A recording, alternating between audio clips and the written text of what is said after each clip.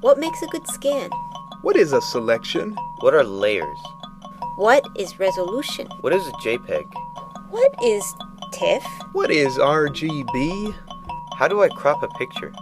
What is a zoom tool? What is a clone stamp? What are levels?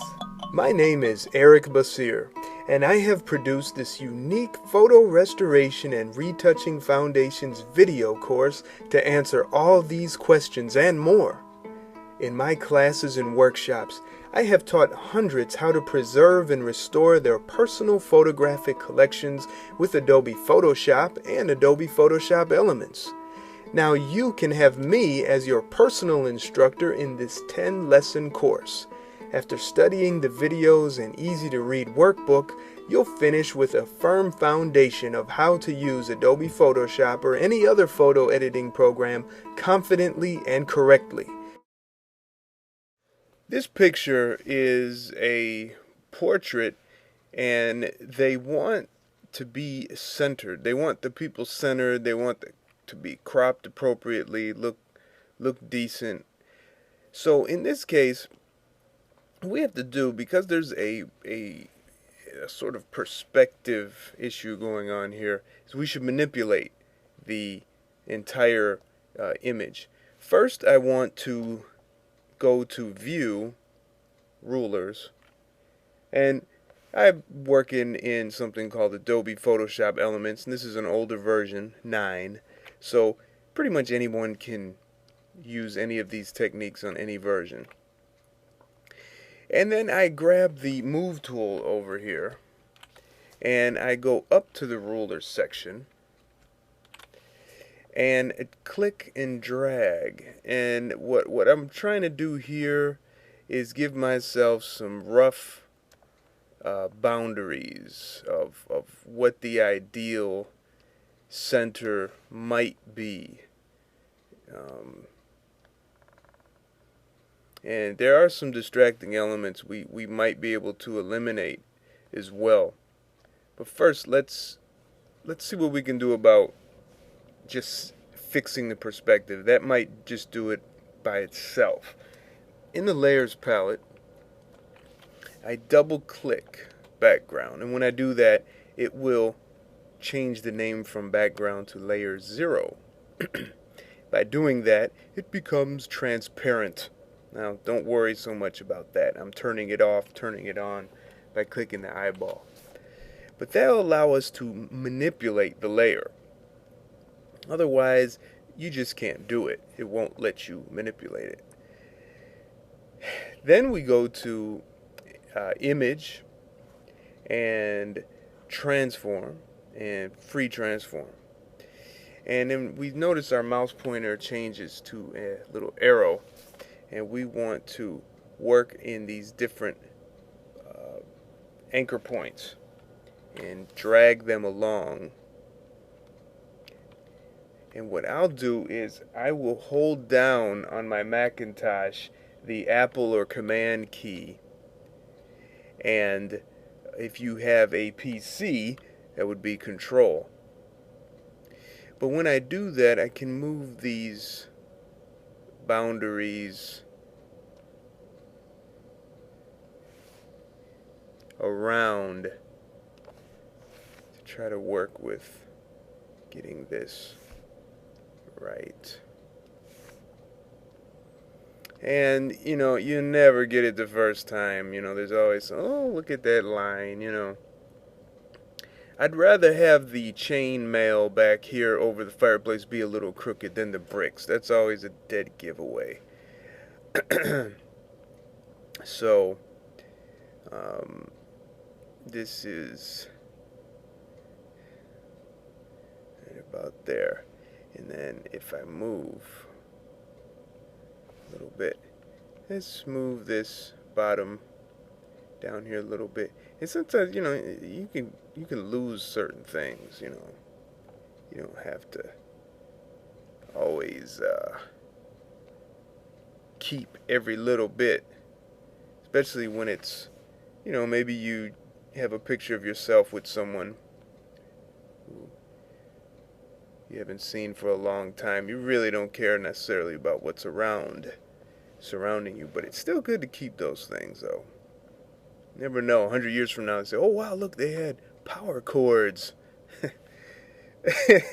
Everything's so wireless now. Back then, things were plugged in. So I think that should do it right there for this version. So what I'll do is click this little green check mark. Alright, and then we have a version. And you know, I always like to save, you know, we'll save a version and we'll give it a dash, you know, R1 at the end of it or something like that. Alright, and then I'll grab the crop tool over here,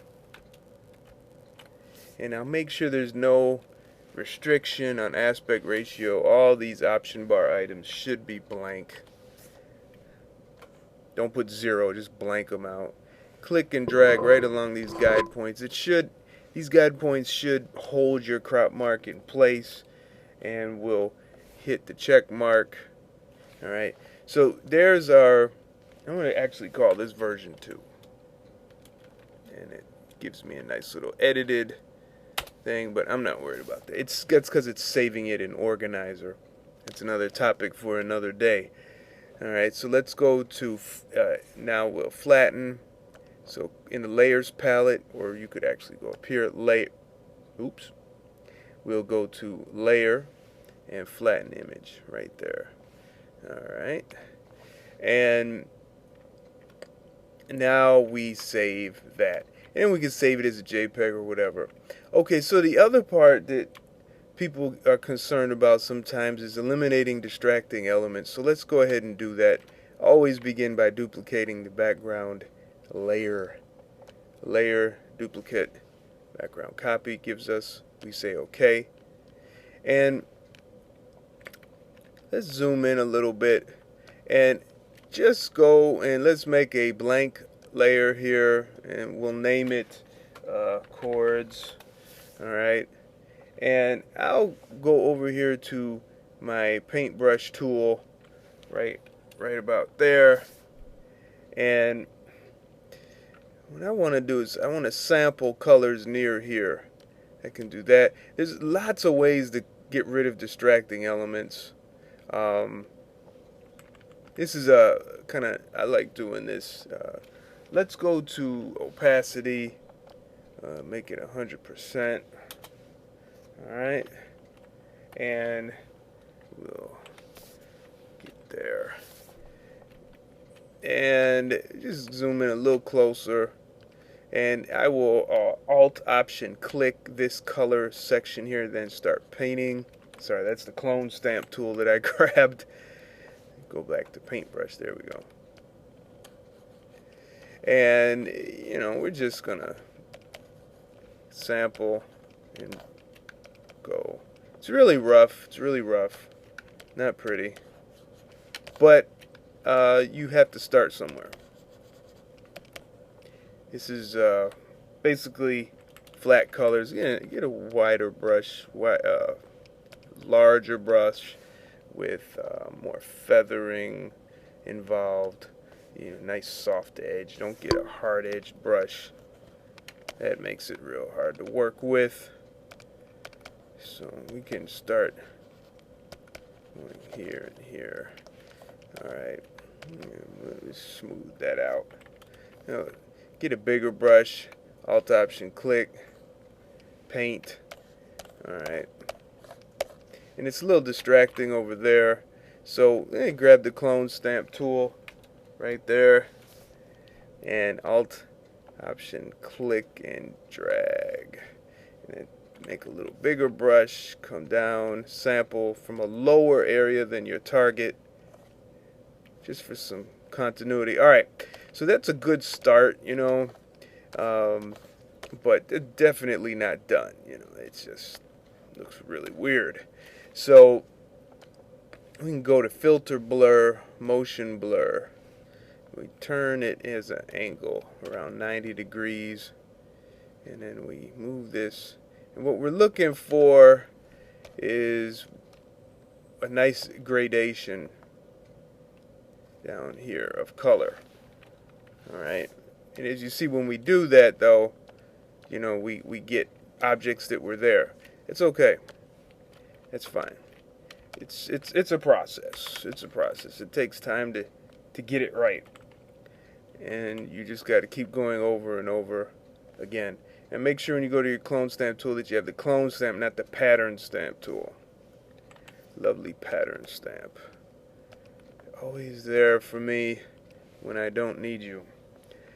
I'm using this clone stamp here just to get rid of some of this clunky stuff that decided to show up again.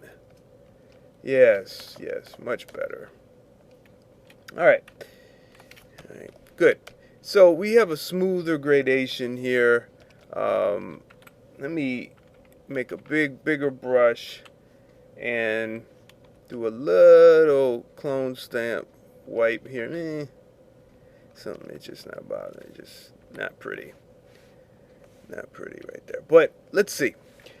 Let's go to filter noise, add noise, and we'll zoom in. We want to match the noise to the rest of the area. That is definitely not a match. That's too much. This Gaussian is good. Monochromatic, yeah, let's do that. Moving the slider, and then I'll use the arrow keys on the keyboard. See what I can come up with. Hit OK. Alright.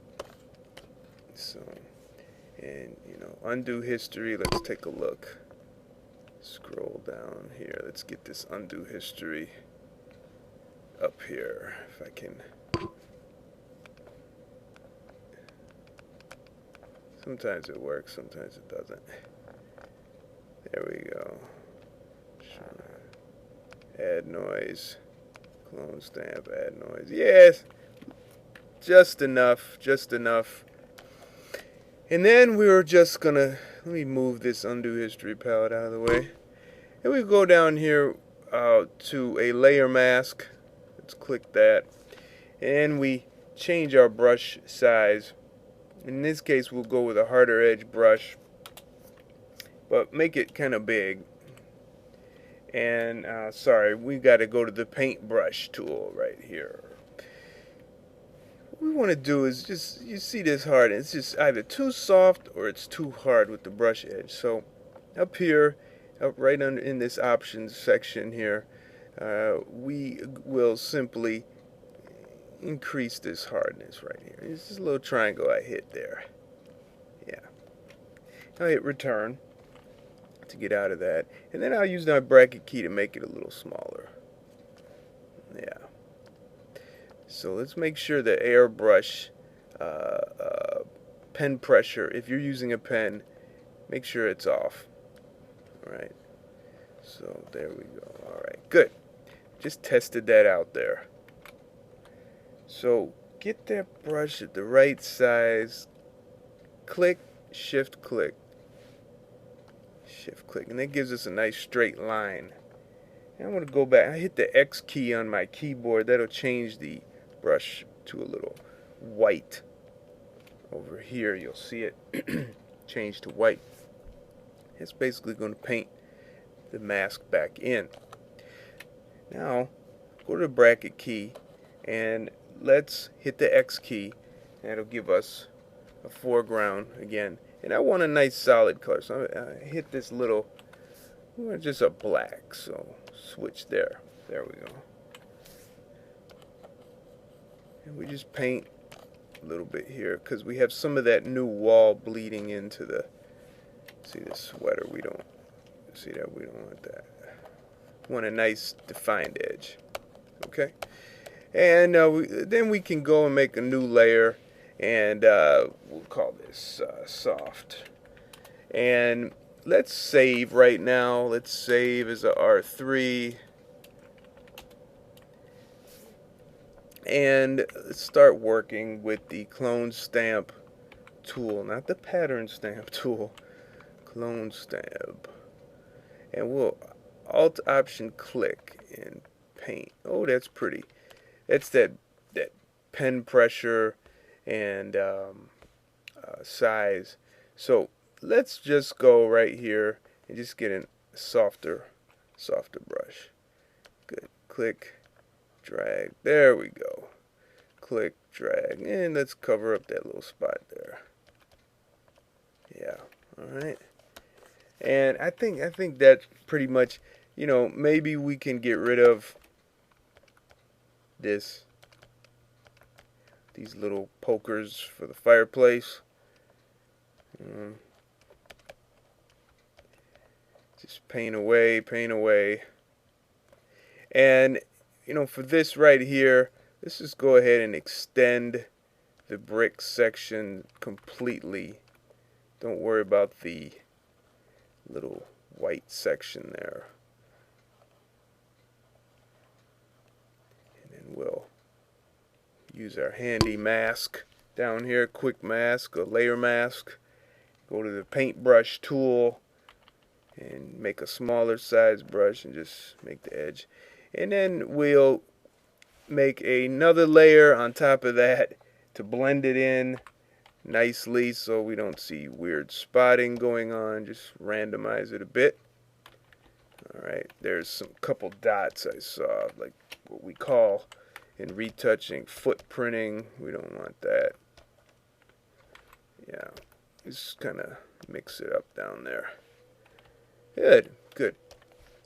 Alright, so let's move this over here. So I think this is a great improvement from here to here. There's some techniques you might be able to use in your own retouching. Thanks for watching.